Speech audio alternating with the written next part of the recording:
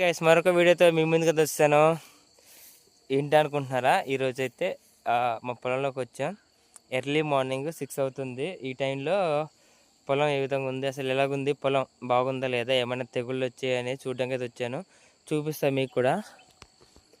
ఇదే నేను చేసే మడి, అది ఇది అండ్ అక్కడైతే ఉన్నాయి.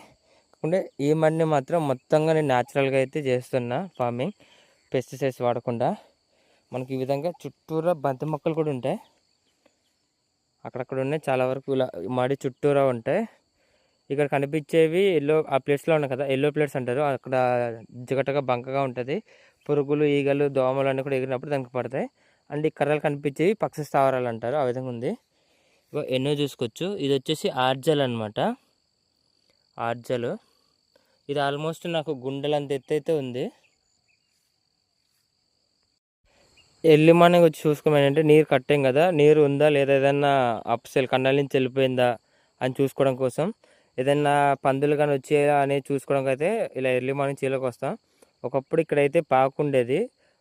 ఈ పాకలో ఉండి పందులు రాకుండా, కోతులు రాకుండా అనేది చూసుకునే వాళ్ళం. ఇంకా సూర్యుడు అయితే రానే లేదు. కానీ ఇప్పుడైతే అలా లేదు.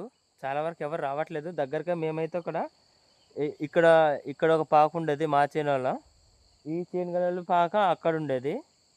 తర్వాత ఈ చేను పాకేమో ఆ పైన ఉండేది. ఇలాగ దగ్గరగా ఈ ప్లేస్లోనే ఒక 3 లేక 4 పాకలు ఉండేవి. ఒక 5-6 పడుకునే వాళ్ళం. రోజు రాత్రి పాటలు పాడుకుంటా, సౌండ్స్ పెట్టుకుంటా చాలా బాగా ఎంజాయ్ చేసేవాళ్ళం. ఇప్పుడైతే అలా ఎవరు చేయట్లేదు, రావట్లేదు. ఇంకా చుట్టూరా తీగ ఉంటుంది కదా, తీగ కట్టేస్తున్నారు. ఓకే గైస్, ఈ వీడియో మీకు అనిపించిందో కామెంట్ చేయండి, లైక్ చేయండి అండ్ ఫాలో కొట్టండి.